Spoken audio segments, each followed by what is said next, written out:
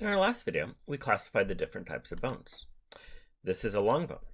Long bones are roundish bones, and they are longer, so in length, than they are wide.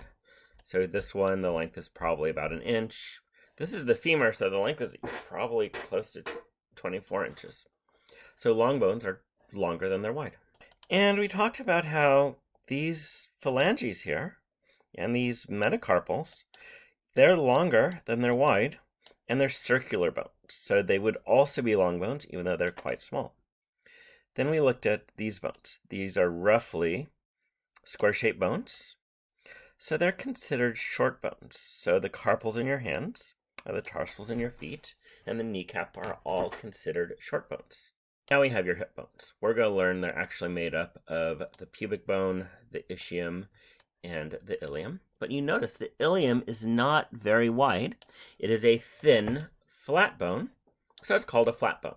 Flat bones are thin, flat bones, whereas long bones are roundish. Then we have this thing.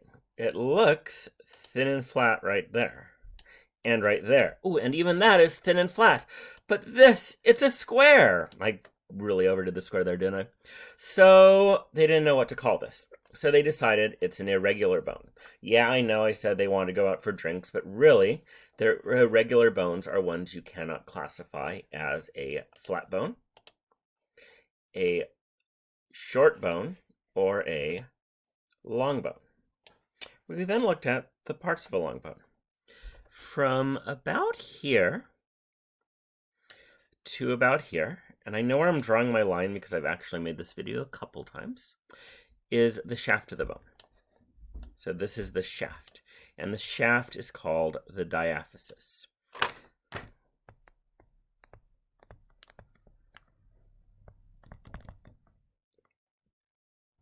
Now, this part of the bone, right here, is called the epiphysis. So it has an epiphysis on this end, it has an epiphysis on this end. So there's two epiphyses. And they tend to have these long projections that are going to be where they articulate with other bones. So the hip would be here, the tibia would be down here. Now here, I'm going to zoom in. And this was an adult, I could sort of see a line right here. That is the metaphysis, or how I like to say it, metaphysis. And this is the growth region. It closes off, but in children, it actually has articular cartilage. Now, we'll notice here, this is all spongy bone. Spongy bone is, in real life, is going to have red marrow in it. And that is found in the ends of the long bones, in the epiphysis of children.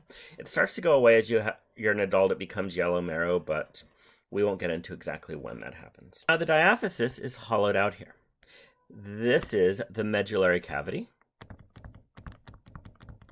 and it's filled with yellow marrow. Now, the lining of this medullary cavity is the endosteum. So we actually have a lining on the inside here called the endosteum. I like putting an extra O in it when I say it to make me remember it's the inside. I like calling it the endoosteum, but it's really the endosteum. And the outside of the long bone is surrounded by the periosteum.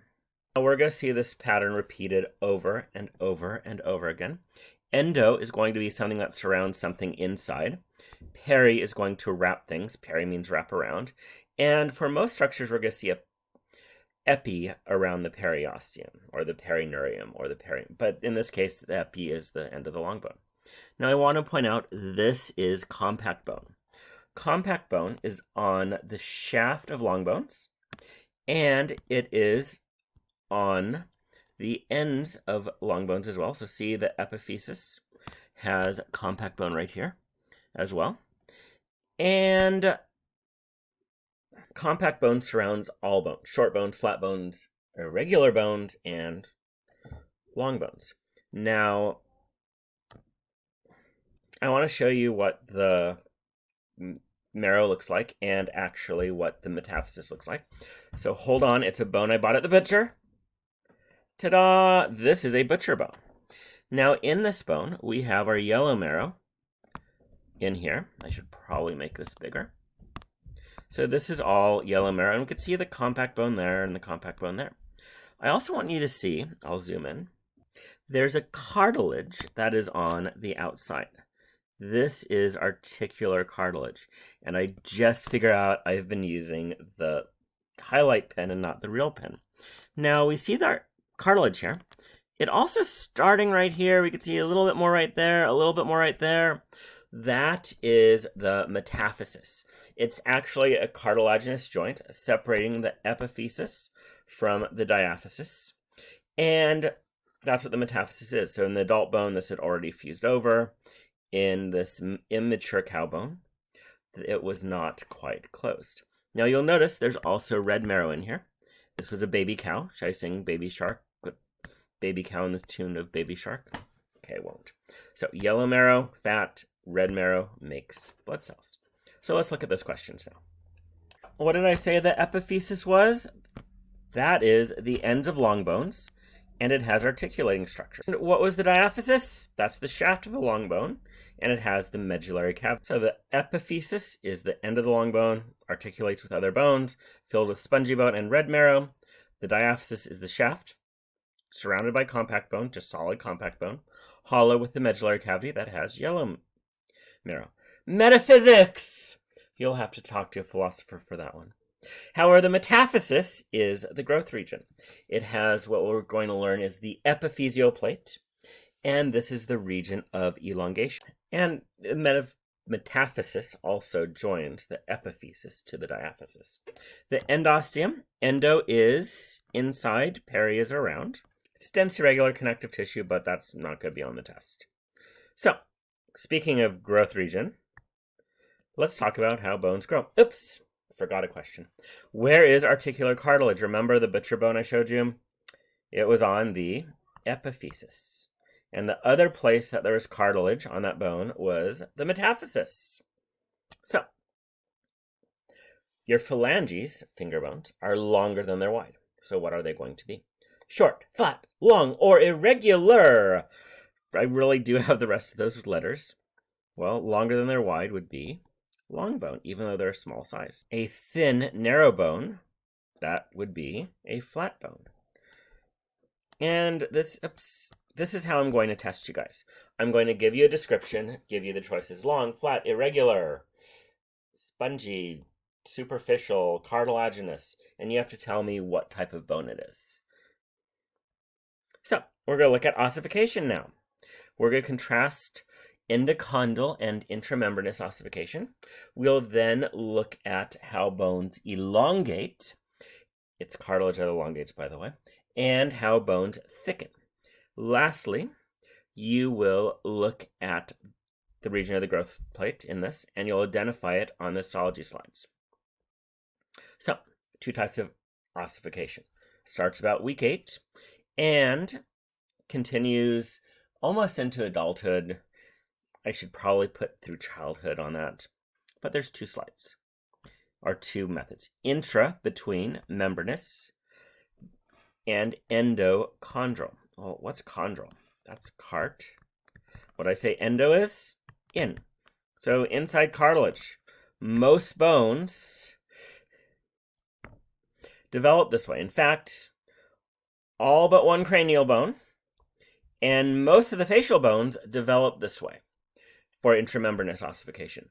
Only the skull develops in intramembranous ossification, and my favorite skull bone actually is endochondral. So, intramembranous ossification. What did I say? It's the skull! It starts out as mesenchyme. It produces the flat bones of the skull. Now, endochondral, inside cartilage. It starts as hyaline cartilage. So we get this blob. And blood vessels go into the blob, and they bring osteoblasts with them. What do osteoblasts do? They build bone. So they're going to build bone from the inside out. And what's this cavity going to be? It's going to be the medullary cavity.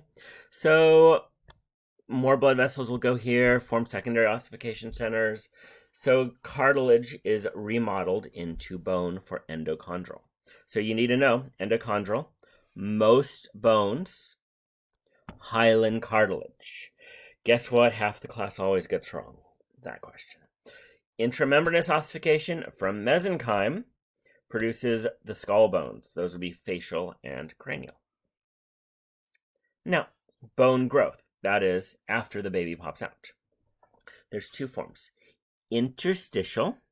That is getting longer. So your little baby who could fit on your femurs will grow and grow and grow, and pretty soon they'll get taller than you. So it is in length. It happens at the epiphyseal plate, and this is hyaline cartilage again. That's why I had issue with the book saying bones can elongate. Well, it's technically the cartilage. But the book said it, so the book's always right. Appositional growth is thickening. It goes out throughout life. It does slow down a lot after you stop producing tons of growth hormone. So unless you're Andre the Giant, you're not going to thicken your bones through your entire life. So we're going to look at the zones of the epiphyseal plate. This is how it elongates. This is the interstitial ossification. So there are going to be 5 zones. We have vanilla, we have chocolate, we have another vanilla. So that's all cartilage. And we need to know what the zone order is from 1 to 5 and what is going on in each of these zones. So this happens at the epiphyseal plate. And there is cartilage here in the epiphyseal plate. So here is the epiphysis. Here's the diaphysis. And this epiphyseal plate, what region is that? That's right, the metaphysis. So there's actually 5 zones of it. This is going to be our first zone. And it's a very boring zone. We have chondrocytes in what structure? Lacuna. And they're resting. So it's called the zone of resting cartilage. So our zone of resting cartilage, the cells are resting. They're then going to go through rapid division. And they're going to resemble dimes. So see, they're stacking. They're growing in size, but number, but not size. So this is the zone of proliferating cartilage. So the zone of proliferating cartilage, they're increasing in number, but not size. So they're going to hypertrophy. They're going to increase in size. So this is going to be the zone of hypertrophic cartilage. Next comes calcification. Calcium minerals are going to be deposited. So guess what that zone is called? Calcification. And you notice it's getting longer and longer as I go. That's actually a mistake. Now we have ossification. So it's going to be the zone of ossification. One thing I missed right here. Notice cells, cells, cells, no cells. When you get the calcification, the cells die. So our first zone is the zone of resting cartilage. It looks like hyaline cartilage. The cells are resting. It's closer to the epiphysis. Now notice, it looks like they're stacking dimes. That is the zone of proliferating cartilage. They're going to increase in number, but not size. Next, see number? Now they're increasing in size. That is hypertrophic. The chondrocytes stop dividing, they get larger. These two things combined push it away. I just didn't plan my drawing right, but you saw I kept getting further and further away. The zone of calcified cartilage, you notice you have nuclei in these hypertrophic cells getting larger. The cells died. Kills the chondrocytes, matrix becomes opaque. Lastly, we get ossification. Osteoblasts come in, they form bone. Now, appositional growth, that's widening of bones. And it's sort of like a tree getting wider as it's growing. What you get is in the periosteum right here, the osteoblasts are going to put new bones in these circumferential laminae. And it's sort of like tree rings. It transfers into a larger version of the bone. Now the inside, though, has to be hollowed out, so osteoblasts will hollow out the inside. This is mostly during childhood. As adults, you'll get some thickening if you do exercises, but not that much. And lastly, your bone is constantly remodeling itself. It remodels 10 to 20% per year. Osteoclasts, they look like Pac-Man, don't they? They come in and they eat bone, clearing up rubble. Osteoblasts come in and they make new bone. So that is what happens in bone development. Thank you.